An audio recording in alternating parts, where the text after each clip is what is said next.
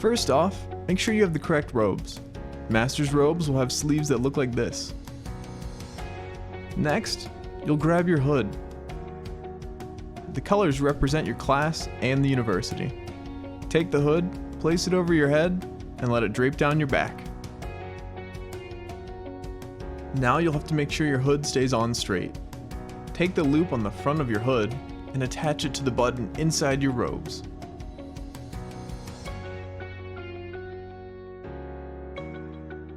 The next step is easiest with some assistance. Similar to the previous step, you'll take the loop on the back of the hood, wrap it behind, and fasten it to the button on the other side.